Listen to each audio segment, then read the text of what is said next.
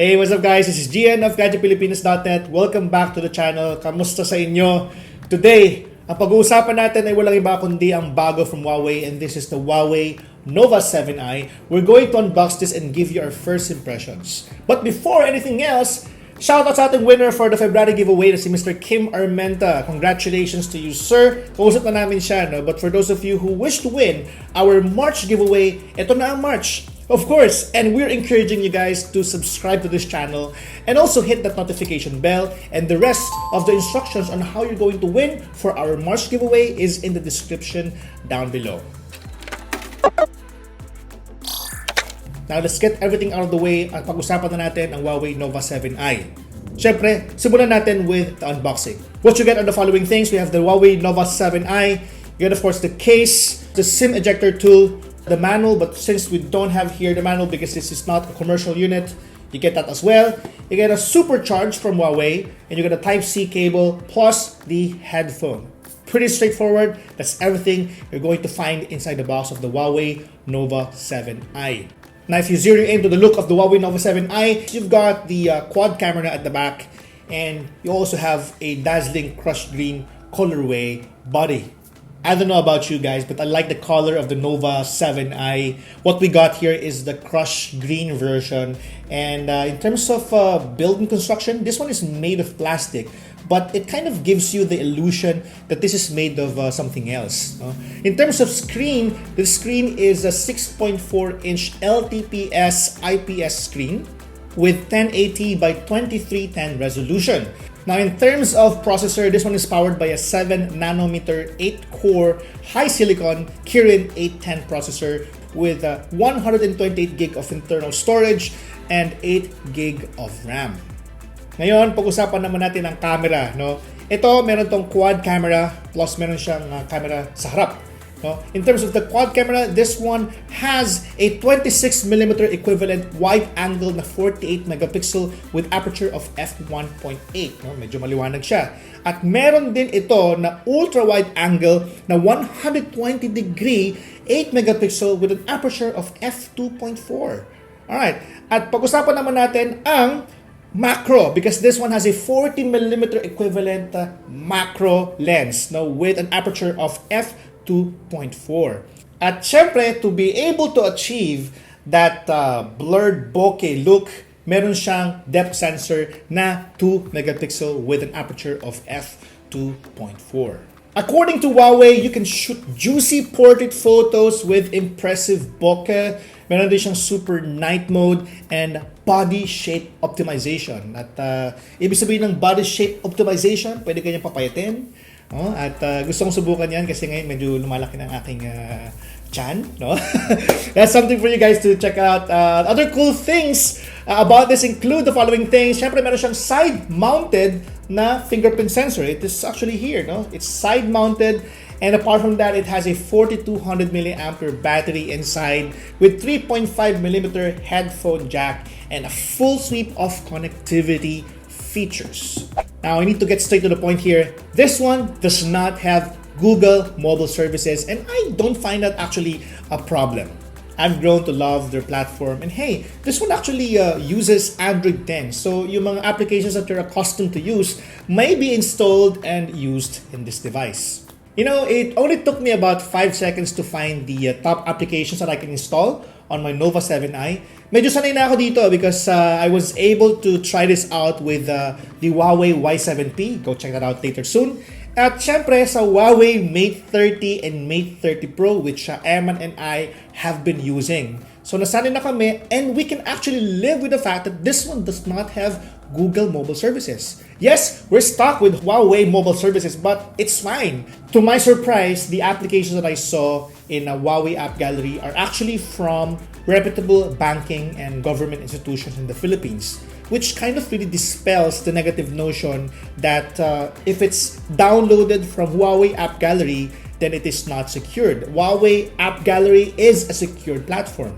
Now, here are the applications that I downloaded from Huawei App Gallery on my Nova 7i. You have, of course, BDO Personal Banking. This works, and for a big company such as BDO, I am happy I have found their application on Huawei App Gallery.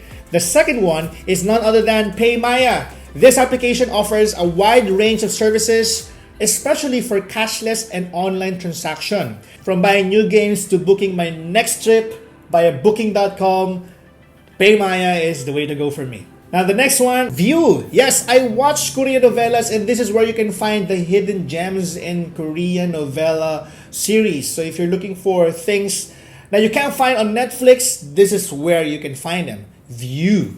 Now the next one is, of course, Auto. I've used Auto many times, and it's simply a good alternative to Grab. So pwede mo naman i-download yung Grab via third-party applications. Pero since wala siya dito sa Huawei App Gallery, you can download Auto directly. Now the next one is Investagrams. If you're hot about investing at gusto nyo matuto about mutual funds, stock market, insurance, bonds, investing in futures, Investagrams is the way to go, and I'm just really happy that Huawei App Gallery has this application. Of course, let us not forget booking.com. This is my first choice when it comes to booking my next trip, and I'm just really happy that it is available on Huawei App Gallery. If you want to transfer some of your files and resources from your old smartphone to the Nova 7i, then ShareIt is the application available for you to download and use, and it's available also on Huawei App Gallery. Last two things, we have TikTok. Yes, available on TikTok sa Huawei App Gallery. Sobrang mabenta ngayon ng TikTok. Hindi ako nagti-TikTok do, pero I find it really interesting. Yeah, okay. Nagti-TikTok ako. You can follow me, GN Viterbo. You can look for me there. But more than anything else, it is downloadable also on Huawei App Gallery. And the last but not the least is Facebook. Wait, this one is a little tricky because you cannot actually download it via Huawei App Gallery. But Huawei App Gallery has a link going to the official download file or download page of Facebook. So you're not going to a third-party page, no? You're going to Facebook directly, no? At doon mo ida-download yung application fit for Android devices such as, of course, Huawei Nova 7i. Ngayon naman pag-usapan natin ang pag-download ng third-party applications that allows you to download some apps which you cannot find in the Huawei App Gallery. Honestly, I use APK Pure for as long as I remember. I remember when I switched from iOS to Android that this is actually one of the applications that I use to be able to download some apps that I want. There are some applications kasi na hindi mo rin naman download sa Google Play Store, and one of which is, by the way, Call of Duty Mobile. A few months ago, we were able to actually download it via APK Pure and play it. We're among the first few people to try it out because there's a way for you to be able to play it without downloading it directly via Google Play Store. Now, in this case, it is not available on Huawei App Gallery, but you can download it elsewhere. And that is, for one example, is APK Pure.